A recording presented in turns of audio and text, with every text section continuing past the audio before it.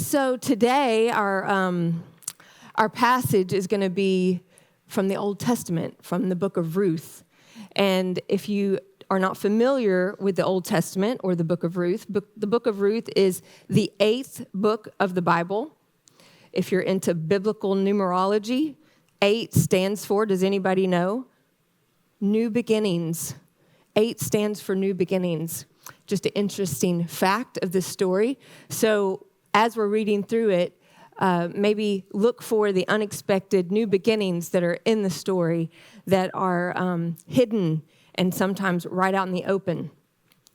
And speaking of hidden and out in the open, there is a quote by B.B. Warfield, and he said, I'm going to paraphrase it because he had a lot of Old English language in there, and I don't think it's going to come out of this southern mouth very well, but I'll paraphrase it for us. And what he said is, the Old Testament is like a very richly decorated, dimly lit room. And when light is introduced into the room, it brings nothing with it, but it illuminates everything inside of it, things that you knew that were there and things that are yet to be perceived. So that's what we do when we look into the Old Testament. It's this richly decorated, furnished room.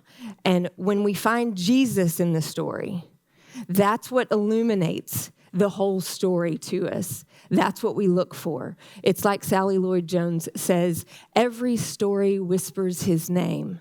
And so she says that in her Jesus Storybook Bible, in case you don't know, and we recommend that to everybody, to read it, to have it, to share it. But that's what she says, that every story whispers his name. And that's true about this story, this book of Ruth. It's only 4 chapters. It's very short. It's a narrative. So it's a story, a once upon a time story. And it's actually almost an addendum to the book before it.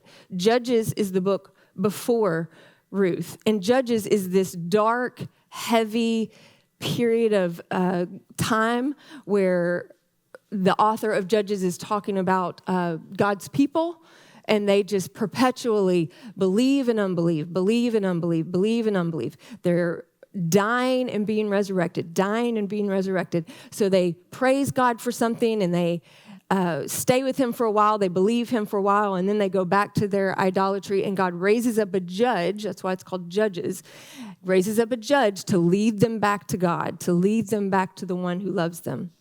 And this happens over and over and over in the whole entire book of Judges. And Ruth comes right after Judges. And it's like if you looked at the whole story of Judges and Ruth was this little piece right here, because it happened during the time period of Judges, we're going to take Ruth out and blow her up. And this is the book and this is the story that we're going to talk about today. So it actually happened during this dark period of time. And if you had to sum up in one sentence what the book of Judges is, it's actually captured in the very last verse of Judges. And it says, in those days, Israel, meaning God's people, had no king. There was no king in the land. And everyone did as they saw fit. Things are not so much different now, are they? So everyone did whatever they wanted, whatever they felt like doing, however they thought they needed to survive. This is the story of Judges. This is the story of God's people. And this is the story of Ruth also, and that's what we're going to unpack today. So I'm going to read us only through chapter 1. It's 4 chapters, but I'm only going to cover chapter 1 because I want us to focus and hone in on something extremely special in chapter 1. And it's really mainly about 2 characters in this chapter. There's 3 main characters in the entire book of Ruth, but 2 that we're going to focus on today. And so let me start with chapter 1, verse 1. In those days, Israel, I've already read that. Elimelech moves his family to Moab. That's where we're going to start. In the days when the judges ruled in Israel, which we just covered, a severe famine came upon the land. So a man from Bethlehem in Judah left his home and went to live in the country of Moab, taking his wife and 2 sons with him. The man's name was Elimelech, and his wife's name was Naomi. Their two sons were Mahlon and Chilion. They were Ephrathites from Bethlehem in the land of Judah. And when they reached Moab, they settled there. Now, this sounds super factual and boring so far, and that's because it is. It's a narrative, and it's going to set the stage for you. Because Ruth is actually a very, very feely narrative. The story of Ruth calls you into it. It sets the stage and calls you into it to relate to it very, very personally. So as we read through this, I want you to identify with Naomi. Whether you are a man or a woman, I want you to identify with Naomi. I'm going to leave that whole joke aside over here because y'all know where I was going with that.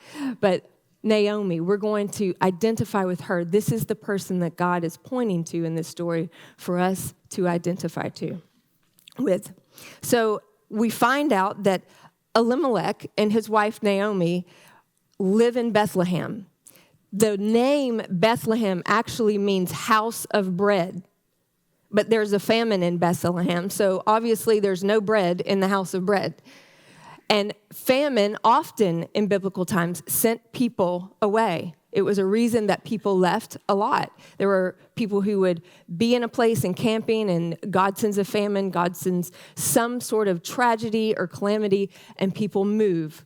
They would usually move because they didn't trust God, or they would move because of the devastation that's happened. So in this story, this is true too. There's a famine, and so Elimelech, these are people who believe in Yahweh. These are God's people. This family, this mother, this father, these two sons, they believe in Yahweh. And this famine happens, and what do they decide to do? They decide to pick up and move, and it's the father, we're going to blame him for it. I'm just kidding, but we are. The father, Elimelech, in this story, his name means God is king. His name means God is king. But obviously, he was going to be king of his castle, and he was not going to subscribe to God is king in this situation of famine. So what's ironic is that Elimelech would then not behave as if God is king and not stay in the house of bread and take his family instead to Moab. And Moab, if you don't know in the Bible, is an absolutely wretched place. Like, it is the arch enemy of Israel, of God's people. They have really, really bad blood between them, super bad blood. So Moab is full of debauchery. People sometimes when they're preaching about this, they liken it to Vegas, which I don't think is a bad enough place to liken it to. So I'm not going to use it, but if it helps you, okay, you're going from like a little, wholesome tiny town that's in the Bible Belt. It's in the buckle of the Bible Belt, and you're moving out to California, to Nevada, and you're going to Vegas, and you're going to live on the Strip now. You're taking your whole family there. Crazy. And this is what's happening. And so Naomi's name, just keep this in your pocket, means sweet and pleasant. So I'm sure she was extremely compliant to her husband and says, okay, well, if that's where you think we should go, then let's go. And so they get on and they sojourn to Moab. So they decided that they were going to move there for a little bit, but not forever. They were just going to escape the famine, right? They're just going to go survive is what they're going to do. So they go there, move there, and here's what the next verse says. Then Elimelech died, and Naomi was left with her two sons. The two sons married Moabite women. One married a woman named Orpah, and the other a woman named Ruth. But about 10 years later, both Mahlon and Chilion died. This left Naomi alone without her two sons or a husband. So, as soon as the house is set up, everything is done, Elimelech drops dead. We don't know why, we don't know how, we just know he dies. So for a woman in this time period, that is not a good thing. A widowed woman is destitute. The only chance she has is if she has sons. And thankfully, Naomi has two sons. So she can fall back on them. Women, They totally depended on men for all of their security, all of their financial and physical needs. And so this was tragic. This was terrible that her husband dropped dead after getting settled in a new land that is foreign. Moab is foreign to them. It is absolutely idolatrous. They don't believe in Yahweh. They worship other gods. So they're in this place that is foreign, it's an idolatrous nation, and she's widowed. Widows back then, they suffered a lot of abuse. They were the lowest of the low in society, where we today may think, oh, we want to take care of widows and we want to comfort them and make sure they have what they need. She wasn't getting her husband's life insurance policy or inheriting land that she can then sell off and live comfortably. She was destitute, but she has these two sons, so she's okay for now. So let's move on. Then Naomi heard in Moab that the Lord had blessed his people in Judah by giving them good crops again. So Naomi and her daughters-in-law got ready to leave Moab and return to her homeland. So after her husband dies, she relies on her two boys. They die, and now she's absolutely desperate. She cannot live there anymore. But she hears, she doesn't see anything. She hears while she's still in Moab that back in Bethlehem, in the house of bread, that all of a sudden God is providing for his people. So she wants to go there. She has no other option. She wants to go there and start over, maybe run into some family that she knows, but she can't stay in Moab. There's nothing here for her. With her two daughters-in-law, she sets out from the place where she had been living, Moab, and they took the road that would lead them back to Judah. But on the way, Naomi said to her two daughters-in-law, "Go back to your mother's homes, and may the Lord reward you for your kindness to your husbands and to me. May the Lord bless you with the security of another marriage." Then she kissed them goodbye, and they all broke down and wept. "No," they said, "we want to go with you to your people." Now, these two girls were Moabite girls, so they didn't grow up knowing about Yahweh, but for whatever reason, and they don't have any legal reason to stay with Naomi anymore. Their husbands are dead, so they could go and marry someone new and stay in the country that they know, but they're following her to a place that's foreign to them.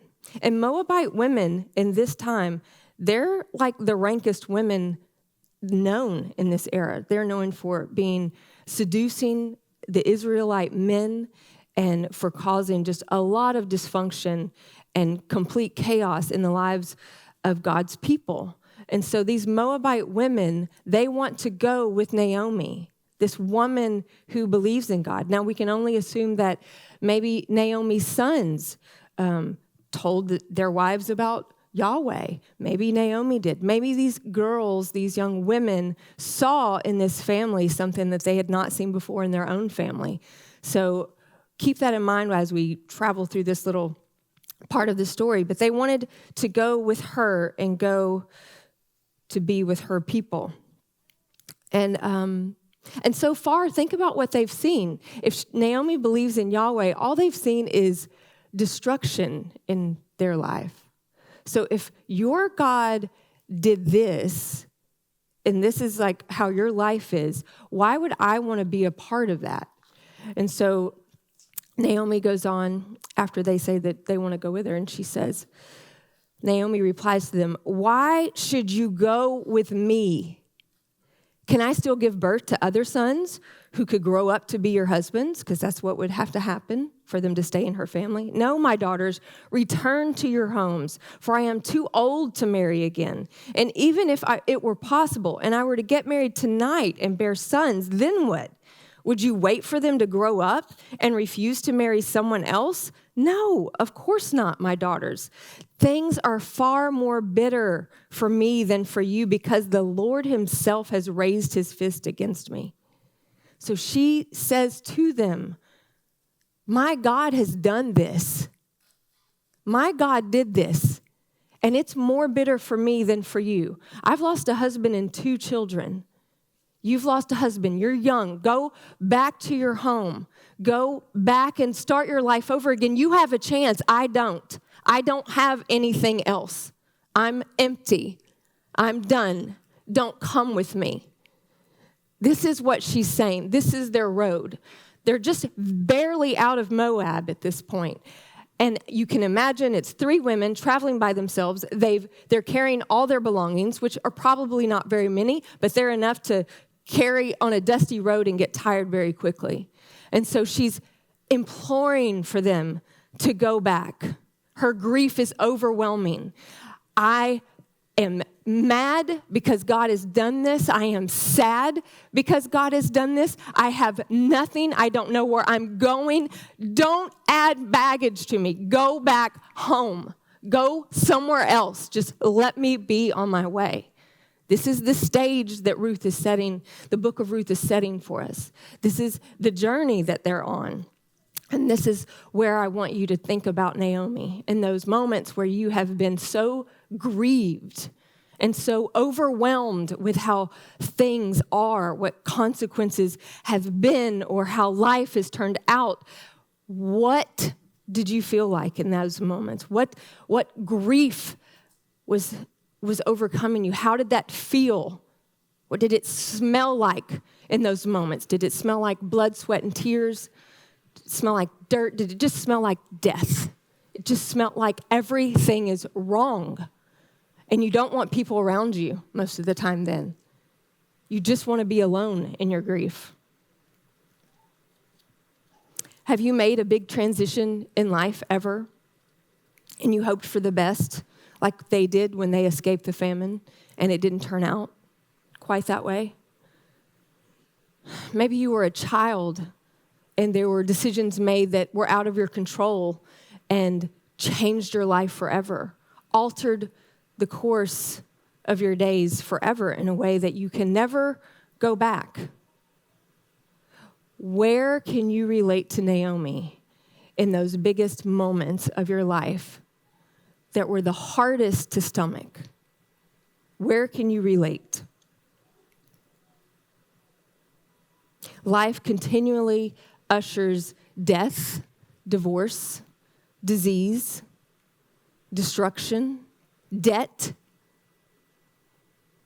of all kinds to us all the time. All of us have something that we have suffered in a way that is comparable to Naomi. And if you haven't, sadly, I tell you, just wait, because you will. And this is something that is brilliant in this story and so important about the character of Naomi. She's what we would call a theologian of the cross. She calls a thing what it is. She's honest about her feelings. She's honest about her anger at God. She's honest to these girls. She's honest about the consequences that she faces and the life that she is facing by herself, widowed and childless and destitute. She's a theologian of the cross. And this is what we subscribe to here. We say around here all the time, we are broken people living in a broken world with other broken people. We say that all the time, don't we? Tullian repeats it every week, at least twice on Sunday. And we love that. Most of us love that. But when he says that, and we go, yes, that's true. But we give lip service to it most often. Because when life itself actually reminds us that we're broken and reminds us that this world is broken, that things are not as they should be, including people. They are not as they should be. Things are not going as they should go in a perfect scenario, in our dreams, in our hopes.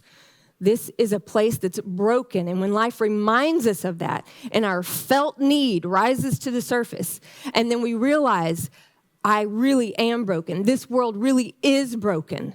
And what do I do? And what do I need in that? What do I need? Because that's all we actually bring to the table is our need. And we don't even think about the table that we can go to until we feel our need so deeply that it's paralyzing.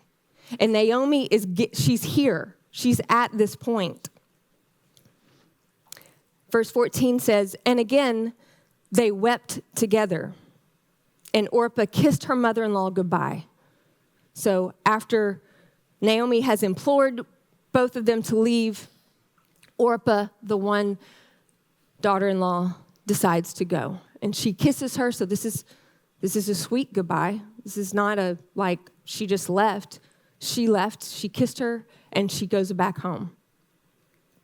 It says, but Ruth clung tightly to Naomi. And I want to focus on the word clung. In our English language, it's clung. But in the original language, it's a word that says devak. And it means to be glued and bonded to someone. It means being very sticky to another person. It's the same word that's used in Genesis and Deuteronomy when it talks about a husband and a wife leaving and cleaving, that kind of cleaving. Like, you're not going to know where I end and you begin. That's how tight I'm holding on. This is Naomi. She's doing this to her mother-in-law that's not even her mother-in-law anymore. She's clinging to someone that has nothing for her. She has no reason to be there. Naomi can do nothing for Ruth. There's no obligation for her to be there, but she clings to her. And I picture this scene something like, here's Orpah. She's walking off in the distance, crying, bewildered, walking back to Moab. This is where they've been crying. And Naomi is just like, you girls should go. And then here Naomi is clinging to her saying, I'm not going. And I imagine that she's clinging to her in a way that makes Naomi like unable to move from where she is because she's just clinging so tightly. And Naomi says, I picture her taking her face in her hands, and she says, look, your sister-in-law has gone back to her people and to her gods. You should do the same. Get away from me. Do you not see that death follows me? You should do the same. Go. She just implores her still to go. And this is the most profound answer that Ruth could have ever said. This Moab woman who doesn't know Yahweh except from being exposed to Naomi and her family. But this is what Ruth replies. And she says, don't ask me to leave you and turn back. Wherever you go, I will go. Wherever you live, I will live. Your people will be my people, and your God will be my God. Wherever you die, I will die, and there I will be buried. May the Lord punish me severely if I allow anything but death to separate us. It's beautiful. Those are the words of love we all want to hear. This is how we want someone to love us. This is where we find Jesus in this story. This is where we find him. Because Ruth has no knowledge of Yahweh. Ruth has no knowledge of him that is recorded here. She's a Moab. She's a Moabite woman. What she says describes the kind of love that we all long for, that we all hope for. It's a love that in the Old Testament, in the original language in Hebrew, is called hesed. And I'm not going to say it with the hesed, the hesed kind of love. Hesed love is actually untranslatable in English. That's well known. So hesed is really untranslatable in English. It's been translated as unfailing love, steadfast love, mercy, loving kindness, faithfulness, goodness, graciousness. But attempting to squeeze a huge word like hesed into one tiny English word is like trying to catch a waterfall in a cup. That's what one Old Testament writer said about the word hesed. Hesed is unwavering love. It's the giving of oneself fully to another. We don't know this kind of love here between one another. We don't experience this. We get glimpses of it. We don't experience this. Hesed is one-way love moving towards a person, never moving away from them, no matter how ugly they get.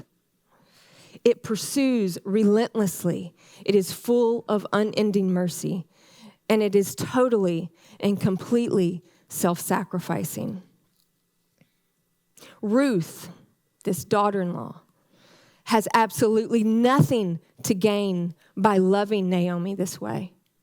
Nothing. There is literally not one benefit for her life in Bethlehem. She's going to be a foreigner. She's not going to know people.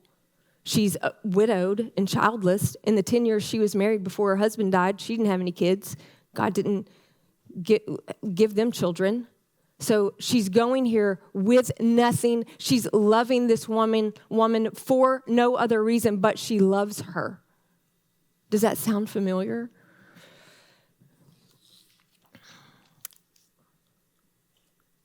Verse 18, when Naomi saw that Ruth was determined to go with her, she said nothing more. Now, this made me take a step back. You just had someone clinging to you proclaim, where you go, I go. Where you stay, I'll stay. I'm never leaving you. And confessing this dedicated love to you. And it says Naomi saw that she was determined. Like she's not backing down. This girl is not going anywhere.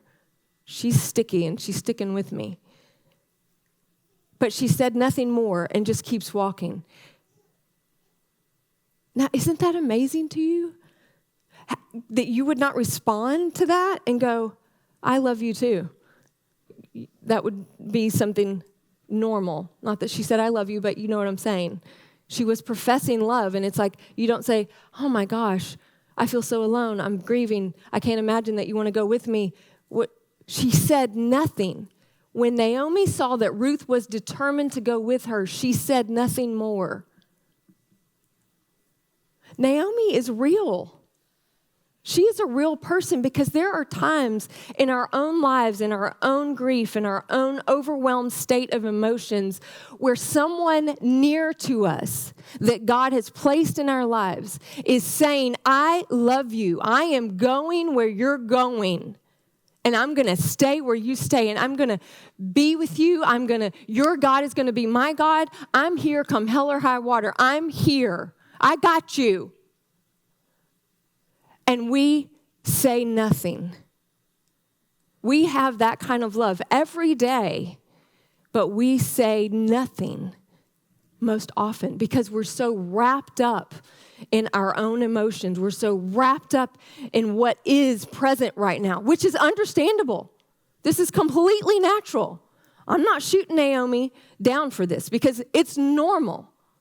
Like, this is how we are. This is why she's so relatable, because this is how we are. But we see that Naomi is overwhelmed, and we know this. We know this from the story so far, and it goes on in verse 19, and says, so the two of them continued on their journey, and when they came to Bethlehem, the entire town was excited by their arrival. Is it really Naomi? The women asked. Don't call me Naomi, she responded. Instead, call me Mara, for the Almighty has made my life bitter. Like, can you hear? You've been this way. Don't play with me. Like, you've been this way. You've been so bitter and angry that when people are like, it's, hey, how are you? And you're like, I'm not talking about it right now. Don't talk to me. My name was Naomi. It was sweet and pleasant. Now it's Mara. It's bitter. Call me bitter, because that's what I am. That's what I am. And this is where she is. This is real. We do this. This is a real thing. This is a real person experiencing real life. That's how we can relate. She knows she's not pleasant anymore and life doesn't feel sweet. In fact, it's anything but for her at this point. And furthermore, she claims every bit that it's the Lord that caused this. She identifies the problem, not someone else or her husband's choices or anything like that. She says, God has allowed this. And you know why she thought that? Because she believes in Yahweh. I believe that he's sovereign. I believe that he could have changed this if he wanted to. He is all-powerful. He is almighty. She calls him that. She says, for the Almighty has made life very bitter for me. I went away full when we left Bethlehem, but the Lord has brought me home empty. Why call me Naomi when the Lord has caused me to suffer and the Almighty has sent such tragedy upon me? Call me bitter because the Lord has done this. And I believe he's sovereign and I believe that he is all-powerful. But this is a true thing in our life. This is true. These are true things. And we don't give each other or ourselves room very often to lament.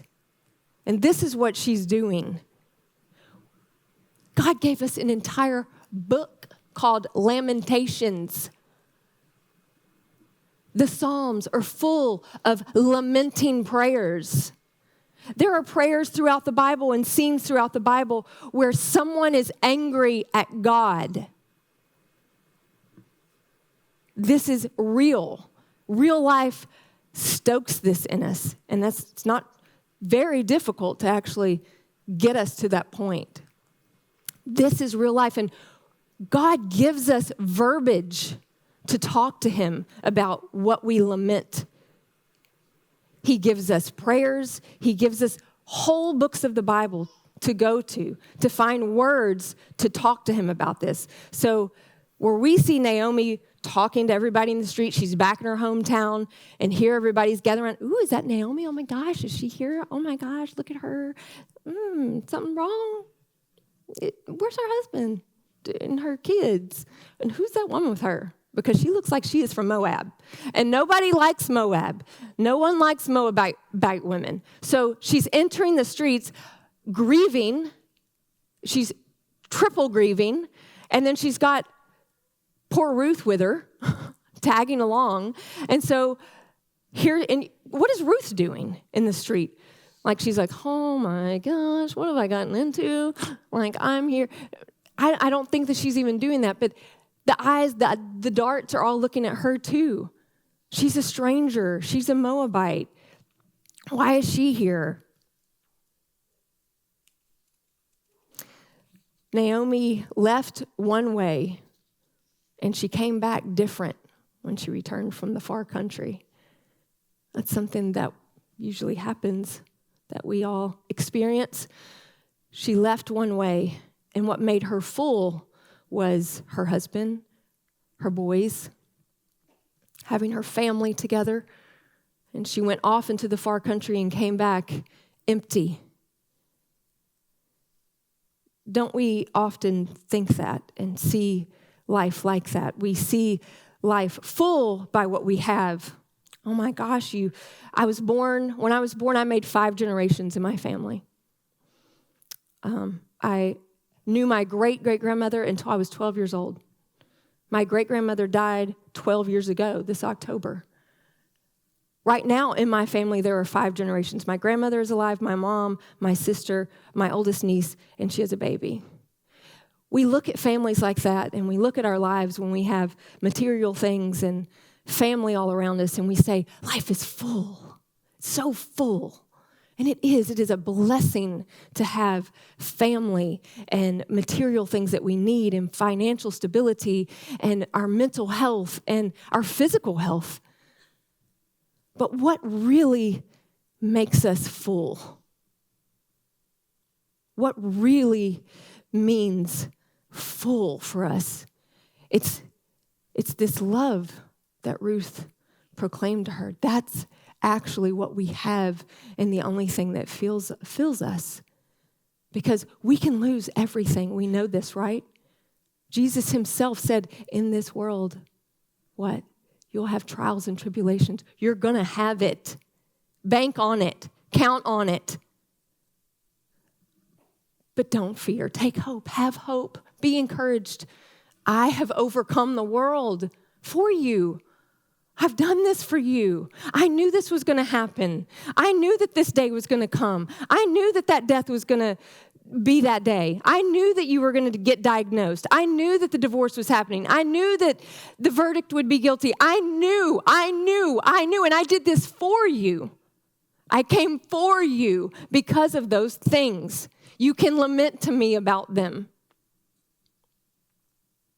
Lately, I would say longer than lately, maybe the last 3 months, there have been, I would say, more tragic hardships in the lives of people in our church family, local and non-local, that are just unbearable, just absolutely unbearable.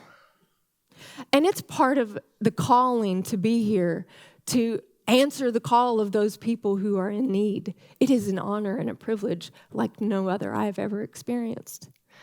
It is undeniably something we are all called to do and to be for one another. We all have unplanned ministries, unplanned grievances in our lives, unplanned situations that have happened and experiences that we have had that give us something to share with someone else that will go through the same thing.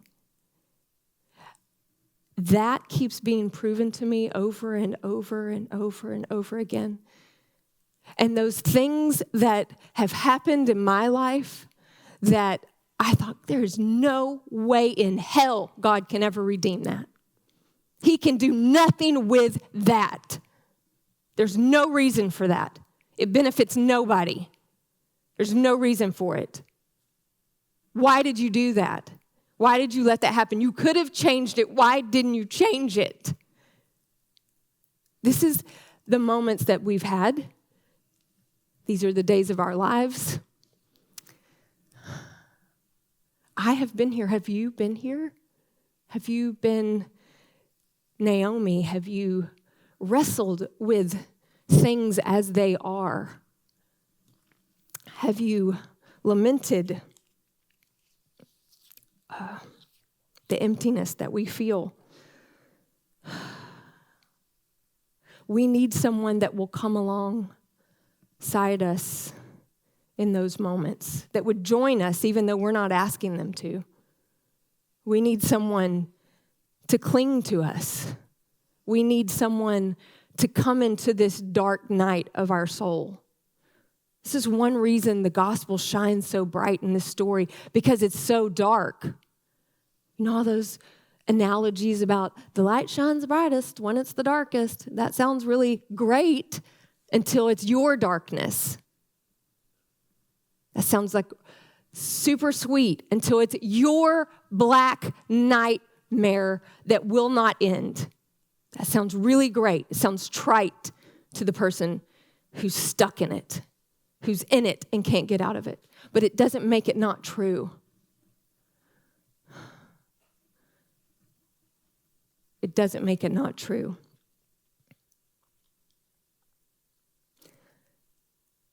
God comes to us in the person of Jesus. He comes down into our darkness. Light of the world, you came down into darkness. Open my eyes.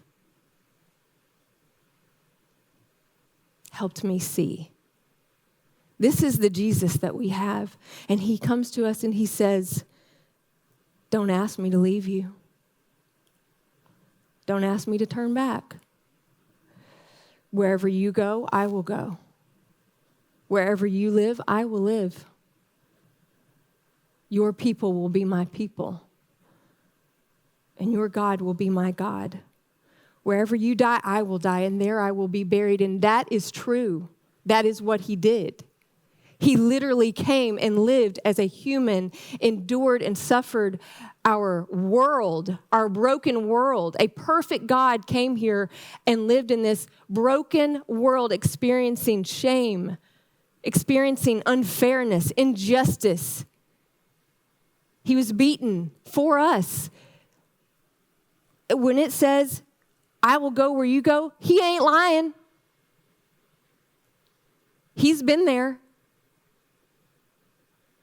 Where you stay, I'll stay. He's right here.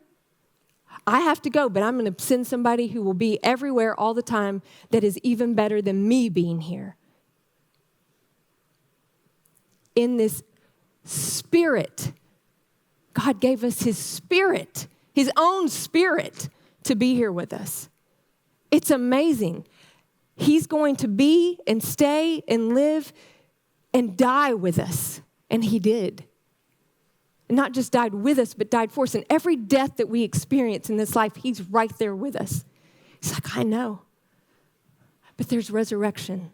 I've promised you something new. And remember when I said Ruth is the 8th book in the Bible, and the biblical numerology definition of the number 8 is new beginnings. And there are several new beginnings in this. Every time there's a tragedy, you got to start again. Every time you move, you got to start again. Every time you make a new life transition, you start again. And Naomi and Ruth are starting again.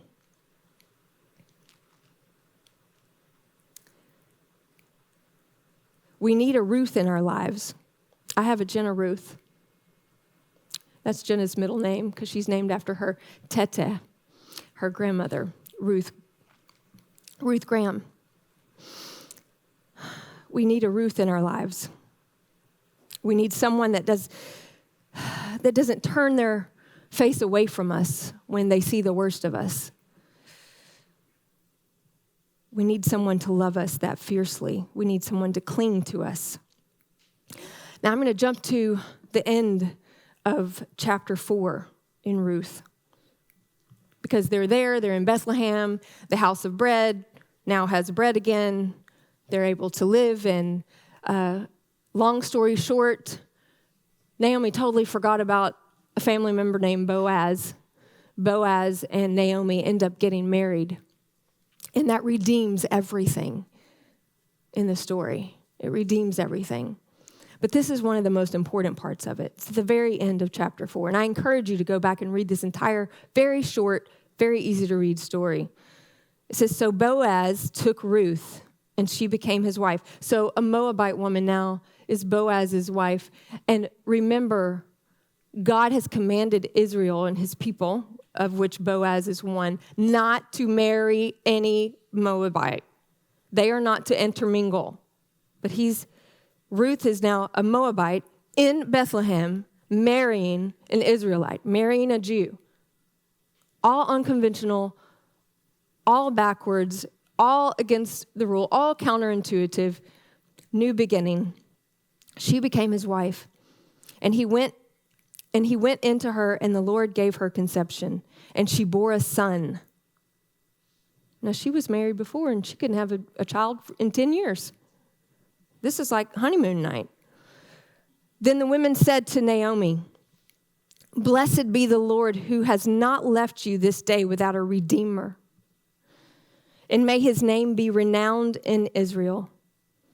He shall be to you a restorer of life and a nourisher of your old age. For your daughter-in-law who loves you, who is more to you than 7 sons, has given birth to him. Then Naomi took the child and laid him on her lap and became his nurse. And the women of the neighborhood gave him a name, saying, a son has been born to Naomi. They named him Obed. He was the father of Jesse, the father of David. So this little tiny snippet of a story that we take out, this big overarching story of God's people and what they're doing, and this little tiny snippet of Ruth we're looking at and unpacking. And we're like, God's only like paying attention to the people over there or the big things over here. He's worried about the famine and somebody keeping the commandments over here. But all the while, God is working in the smallest things, the things that we don't think he's working in. He's working behind the scenes all the time. And the things that have been tragic to us, that's the gold for him. He's like, that's where I work. I can heal people. I can perform miracles all day long. I can make blind people see. Jesus is like, but my specialty, my absolute specialty is making dead things alive, is resurrection. That's my specialty. And I do that in ways that you have no idea. I'm working behind the scenes. You don't know what's going on. You can come to me with your complaints and concerns about it because I'm here for it. This is what he's saying. This is where he is. This is his stance in your tragedy right now. This is his stance in your trauma. This is his stance in whatever is back there in your past that you can't cope with today. Because our past is always in our present, right? It really is. God used a foreigner, an outcast, to come into the house of bread, Bethlehem, to then have a baby that would become the grandfather of King David. And who was born out of King David's line? Jesus. Say it loud and proud. Jesus was. This is who he used. And who was born in Bethlehem also? Jesus. The house of bread. The bread of life was born in the house of bread. And that town was named Bethlehem long before Jesus was ever here. The house of bread. The bread of life was born in Bethlehem, the house of bread. Now, isn't that funny? He's always working behind the scenes. He's always doing stuff that we cannot see, and we are not supposed to see. He's always working. He's always saying, don't ask me to leave you and turn back. Wherever you go, I will go. I promise that. Wherever you live, I will live. I will absolutely be there. Your people will be my people, and your God will be my God. Wherever you die, I will die, and there I will be buried. He is there with you. He loves you with a hesed kind of love that is unimaginable and uncontainable in our hearts or in our minds. The steadfast love of the Lord never ceases. His mercies never come to an end. They are new every morning. Great is your faithfulness. That is a word of lamentation. And that's what we have for us today. The steadfast love of the Lord never ceases. His mercies never come to an end. They are new every morning. Great is your faithfulness, God. Great is your faithfulness. Let us pray.